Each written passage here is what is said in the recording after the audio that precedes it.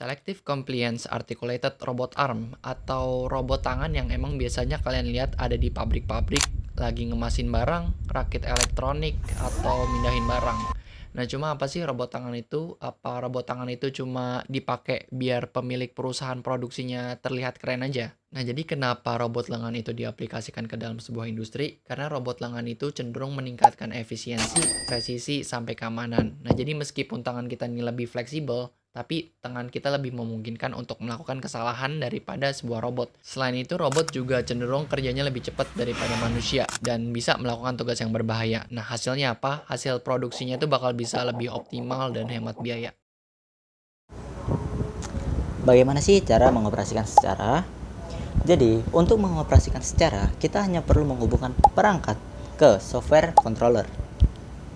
Yang dimana di dalam software controller itu, kita dapat menentukan titik koordinat, kemudian kita dapat memprogram atau mengcoding perintah yang dapat robot secara itu kerjakan.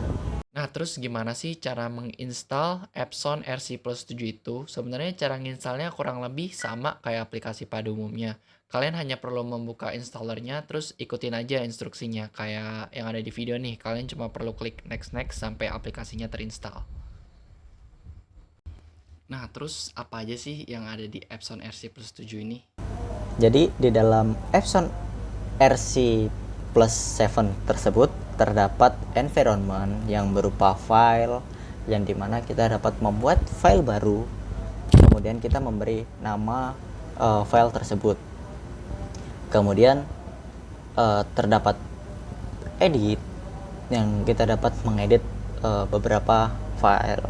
Kemudian ada view, kemudian ada project, kemudian ada run yang dimana di situ ada untuk menjalankan perintah codingan atau perintah dari robot tersebut.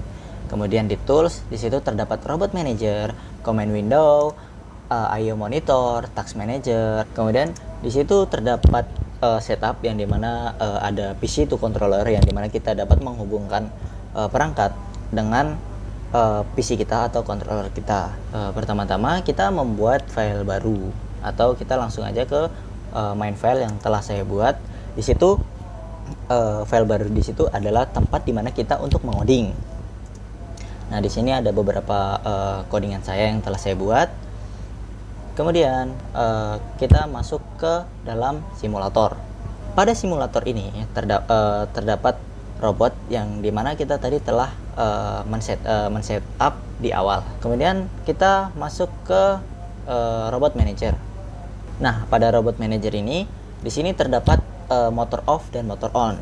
Setelah itu kita dapat melihat di jog dan text. Apa itu jog dan text? Itu adalah di mana tempat kita dapat mengatur titik koordinat untuk robot atau simulator yang kita buat tadi, yang kita jalankan. Di situ kita bisa pakai word, tool, join. Kemudian di sini ada point. Point itu di mana titik koordinat yang telah kita tentukan.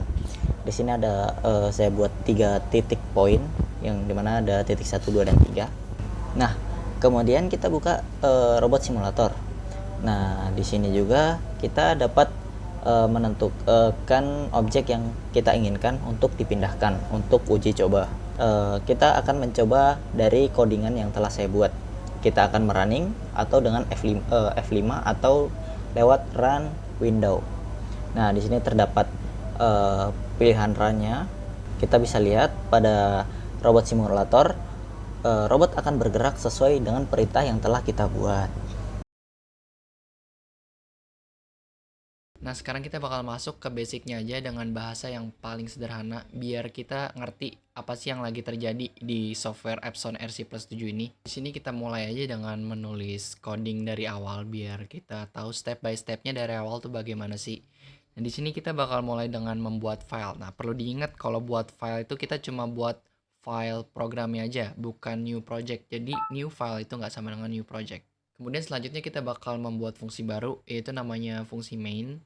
Di sini kita menulis beberapa hal kayak ada motor on, power high, speed 100, aksel 100,100. Nah, ini tuh salah satu cara untuk mengetahui kalau untuk mengakses hal-hal ini tuh kalian nggak perlu ke robot manager. Kalian nggak perlu klik-klik manual untuk nyalain motornya dan set powernya menjadi high. Jadi kalian bisa langsung aja tulis kayak motor on, power high. Kalian bisa langsung tulis kalau motornya mau mati atau mau nyala.